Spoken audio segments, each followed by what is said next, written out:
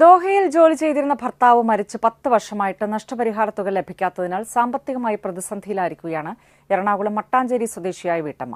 School വിദ്യാർത്ഥികളായ 4 മക്കൾക്കൊപ്പം വാടക വീടുകൾ കയറിയിറങ്ങി മടുത്തിരിക്കുകയാണ് ഈ അമ്മ. 10 വർഷം മുൻപാണ് ദോഹയിലെ ഫോമോസ്റ്റ് കമ്പനിയിൽ ട്രെയിലർ ഡ്രൈവറായിരുന്ന താഹ എക്സ്കവേറ്റർ കടലിലേക്ക് മറിഞ്ഞ് മരിച്ചത്. കടലോരത്തു നിന്ന് മണ്ണെടുക്കുന്നതിനിടെ തിണ്ടിടിഞ്ഞ് കടലിലേക്ക് മറിയുകയായിരുന്നു. ശ്രീലങ്കൻ സ്വദേശിയായ ഡ്രൈവറും മരിച്ചു. 2 മക്കളുമായി എന്തു ചെയ്യണമെന്നറിയാതെ പകച്ചുപോയി രഹന. എൻ്റെ ഭർത്താവിൻ്റെ ഈ സ്പോൺസർ ഈ ഒരു 10 വർഷമായിട്ട് ഞങ്ങളെ കോണ്ടാക്ട് കാണേ ഒന്നും ചെയ്തിട്ടില്ല. പിന്നെ ബോഡി കൊണ്ടുവന്നത് മാമാടെ മോൻ നജീബാണ്.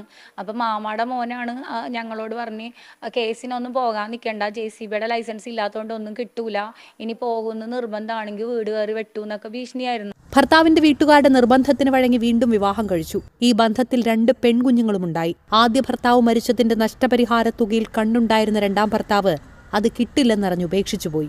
ഒരു 5-6 മാസത്തെ വാടക കൊടുക്കാനുണ്ട്. ഞങ്ങൾക്ക് വീട്ടിൽ നിൽക്കാൻ പറ്റുന്നില്ല. വാടക ചോദിച്ചിട്ട് വാടക വീട്ടിലാണ് താമസിക്കുന്നത്. ഞാൻ 4 കുട്ടികളാണ്. ഞങ്ങൾക്ക് ആ വീട്ടിൽ കിടന്നുറങ്ങാൻ പറ്റുന്നില്ല. വാടക കൊടുക്കാൻ നിവൃത്തിയില്ലാത്ത കാരണം. പിന്നെ ആണെങ്കിൽ സ്കൂളിൽ ഫീസ് പെൻഡിങ് ആണ്. ജീവിക്കാൻ വഴിയില്ലാതെ രഹന പകച്ചുപോയി. സുമനസ്സുകളുടെ സഹായം കൊണ്ട് ഇത്ര കാലം ജീവിച്ചു. കുഞ്ഞുങ്ങൾ ചെറുതായതിനാൽ ജോലിക്ക് പോകാനാകുന്നില്ല.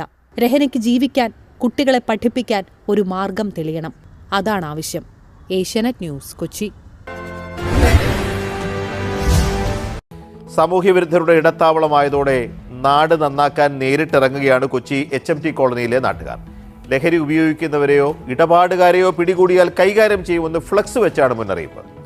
എന്നാൽ ആരെയും കൈകാര്യം ചെയ്യാൻ പൊതുജനത്തിന് അധികാരമില്ലെന്ന വാദവും ഉയരുന്നുണ്ട്.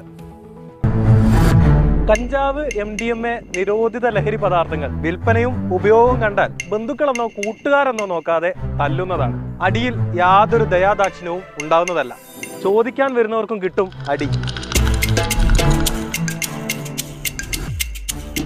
കൊച്ചിയുടെ അഭിമാന പദ്ധതിയായ സീപോർട്ട് എയർപോർട്ട് റോഡ് കടന്നു പോകുന്ന ഇരുവശങ്ങളിലും രാത്രികാലങ്ങളിലും അല്ലാത്ത സമയങ്ങളിലും ലഹരി ഉപയോഗിക്കുന്നവരടക്കം വലിയ രീതിയിൽ തമ്പടിക്കുന്നുണ്ട്. ആ പ്രയാസം മൂലം ഒരു പ്രദേശത്തെ ജനങ്ങളാകെ ഒരു പുതിയ മാർഗം തേടുകയാണ്. അവർ അതിന് പ്രത്യക്ഷത്തിലൊരു ബോർഡ് വെച്ച് തന്നെ പ്രതിഷേധത്തിലേക്ക് കടന്നു.